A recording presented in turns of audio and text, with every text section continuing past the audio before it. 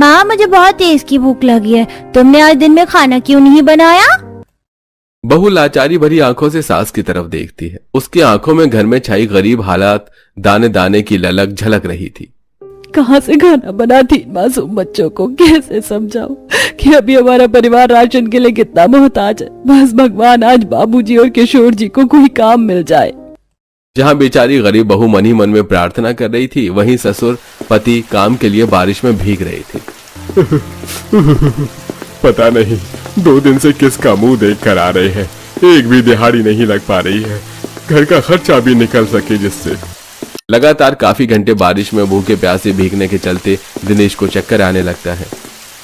बाबूजी, आप ठीक तो हैं? आपका शरीर तो बुखार से दब रहा है, चलिए घर चलते हैं। नहीं किशोर, हम ऐसे खाली हाथ नहीं जा सकते। पिछले 2 दिन से घर का चूल्हा नहीं चला, बाल बच्चे सब आस लगाकर भूखे बैठे होंगे। और कुछ सरकारी आदमी खड़े थे। बारिश के चलते ये पूरा का पूरा सीवर जाम हो गया है। इस टाइम पर कोई जमादार भी नहीं मिल रहा, कौन साफ करेगा? उस आदमी की बात सुनकर किशोर रुक जाता है। उसकी आंखों के सामने अपने गरीब परिवार वालों का भूखा चेहरा और टूटी छत की छवि झलकने लगती है।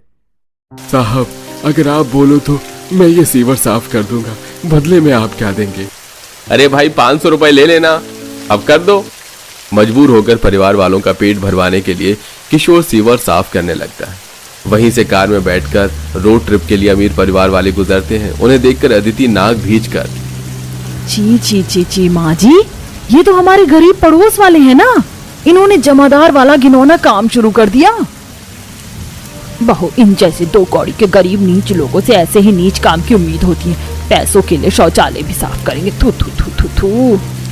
माँ बस कीजिए, आप दोनों इस बारिश के मौसम में कितने गरीब बेरोजगार हैं। वो परिवार का पेट भरवाने के लिए मेहनत ही तो कर रहे हैं, कोई चोरी थोड़े ना कर रहे। वहीं ससुर पति गरीबों के लिए मददगार स्वभाव रखते। उन पैसों से किशोर थैली में राशन, दाल, आटा वगैरह खरीद कर घर आता है, जहाँ उनके चौखट के बाहर काफी सारा पानी जमा था, जो कि उछल उछल कर घर में भर रहा था। मम्मी मम्मी, इस पानी में से कितनी गंदी गंदी बदबू आ रही है। बहू, लगता है इस बारिश के पानी में गटर का बदबूदार पानी मिल गया, इसीलिए दुर्गंध आ रही है। बारिश छूटने के बाद पूरे घर को लीपना पड़ेगा। किरण, उस बोरी के अंदर थोड़ी मिट्टी पड़ी है, लाकर देना। जी भाभी, ये लीजिए। किसी तरह बहू चौखट पर ईंट को मिट्टी से जमा देती है। तभी बारिश के साथ तेज आंधी तूफान चालू हो जाता है, जिससे आधी छत टूटकर घर में गिर जाती है। भगवान जी, इस दिन भर रात भर की बरसती बारिश ने ही तो जीना दूभर करके रख दिया है, छत भी गिर गई। तभी राशन लेकर किशोर दिनेश घर में घुसते हैं और छत गिरी देखते हैं। अरे, ये छत कैसे गिर गई? अरे 20-25 साल गुजर गए तुमको, छत को डलवाए जितनी हल्की हो गई थी तो टूट कर ही गिरेगी। अब ऐसी बारिश के मौसम में इस टूटे छत के नीचे कैसे सो पाएंगे? माँ तुम परेशान मत हो, मैं कुछ प्रबंध करता हूँ। तब किशोर कोने में रखा तिरपाल से गिरे छत के हिस्से में बांध देता है और बहू ऐसे में सूखा दाल चावल बनाकर खिलाती है। वहीं अमीर परिवार वाले अपने इम्पोर्टेड इंटीरियर वाले छत के नीचे डाइनिंग टेबल पर बैठकर तरह तरह का खाना खाते पीते हैं। डेली डेली घर का खाना खाकर मेरा तो मन बोर हो गया। मम्मी जी, आज होटल से खाकर आते हैं। बाबू, तूने तो मेरे मुंह की बात छीन ली। अच्छा खासा बारिश का मौसम भी है, चलो। अरे, जब तुम लोगों को खाना ही नहीं था तो इतना सारा डिनर क्यों बनवाया? ये बर्बाद जाएगा। बारिश के चलते पतला पानी जैसा दाल और थोड़ा थोड़ा चावल वो खाते हैं, वो भी किसी को भरपेट नहीं मिलता है। वहीं रोजाना की बरसात में बेचारे गरीब बाप बेटे का काम बंद पड़ जाता है, जिससे उन्हें घर बैठना पड़ता है। तभी सुषमा रीता को प्रस्ताव देती है। रीटा, सुन जरा, वो मेरी काम वाली काम छोड़कर चली गई है। अगर तेरी नजर में कोई खाना बनाने वाली हो तो उसे मेरे घर भेज देना। 3000 रुपए महीने का दे दूंगी। ये सुनते ही रीता को उम्मीद दिखाई देती है। आंटी जी, अगर आप बोलो तो मैं आपके घर आकर खाना बना दूंगी। अभी घर के हालात बहुत खराब हैं, हाथ भी खींचा सा है।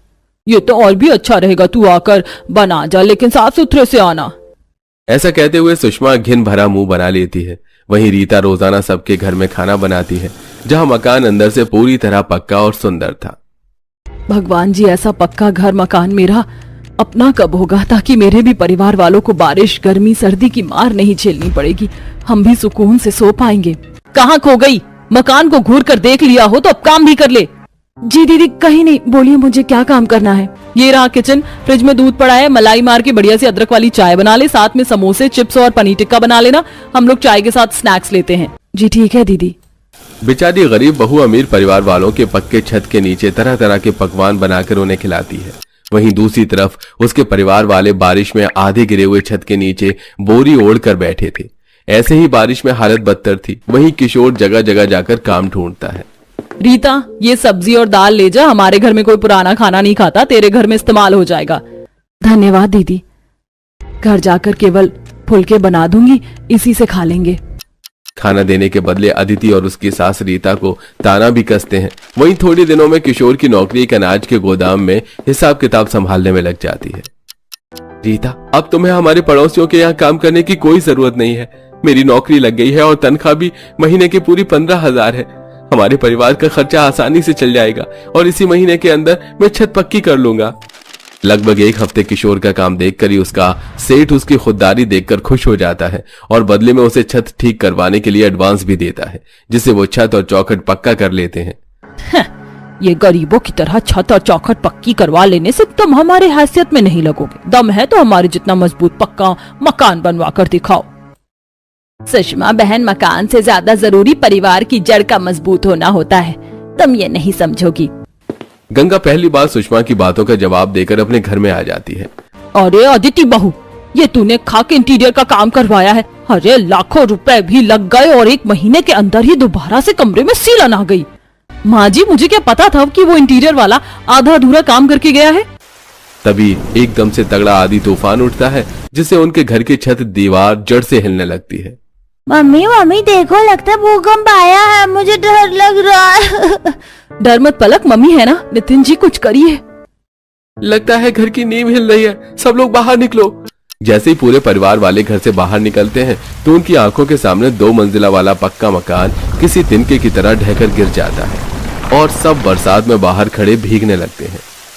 अच्छी अच्छी, पापा मुझे ठंड लग रही है। ये बारिश में खड़े होने से हम सबकी तबीयत खराब हो जाएगी, चलिए हमारे पड़ोसियों के यहाँ चलते हैं।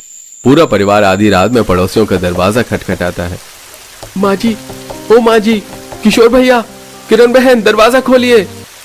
इतनी रात बेरात के कौन किवाड़ खटखटा रहा है? किरण देख तो दरवाजा खोलकर। जी माँ। किरण दरवाजा खोलती है जहाँ सुषमा का पूरा परिवार बारिश में खड़े होकर भीग रहे थे। सुषमा बहन, हर्ष भाई साहब, इतनी रात के आप सब लोग बाहर? गंगा बहन, हमारा घर टूट गया है, इतनी रात को कहाँ जाए, कुछ समझ में नहीं आ रहा। भाई साहब, ये भी तो आप ही का घर है। ऐसे दुख मुसीबत की घड़ी में एक पड़ोसी दूसरी पड़ोसी की मदद नहीं करेगा तो कौन करेगा? इसे अपना ही घर समझिए। अंदर आइए। बहू, चूल्हे पर चाय चढ़ा दे। किरण बेटी, बिस्तर कर दे। जी माँ। मुसीबत भरी परिस्थिति में गरीब परिवार वाले अपने दरवाजे पर आए अमीर पड़ोसियों को अपने छत के नीचे जगह देते हैं। कंचन सबके लिए बिस्तर करती है। बहू आधी रात में सबको गर्मा गर्म चाय बनाकर पिलाती है। ये लीजिए, सब लोग चाय पी लीजिए। क्षमा कीजिएगा आंटी जी, घर में फ्रिज न होने के चलते दूध नहीं रखते, रात को लाल चाय बनाया है। सुषमा की आंख में शर्मिंदगी साफ साफ झलक रही थी। बहू, भूख लगने पर तो सूखी रोटी भी अमृत लगती है। इतना सब होने के बावजूद भी आप लोगों ने हमें अपने छत के नीचे रहने दिया।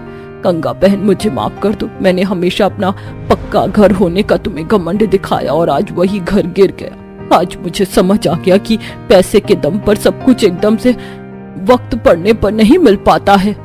सुषमा बहन, जो हुआ उसे भूल जाइए। इंसान तो माटी का बना हुआ है, गलती हो जाती है। दोनों पड़ोसियों के बीच एक परिवार के जैसे मेल मिलाप बन जाता है। इस बार नितिन अपने घर की नींव एकदम मजबूती से बनवाता है और गरीब परिवार वाले भी थोड़े समय बाद अपना घर तोड़वाकर पक्का करवा लेते हैं। अब तेज आंधी तूफान के चलते उन गरीब परिवार वालों की छत नहीं टपकती और वो अपने पक्के मकान में बारिश का चाय और पकौड़े के साथ मजा लेते हैं।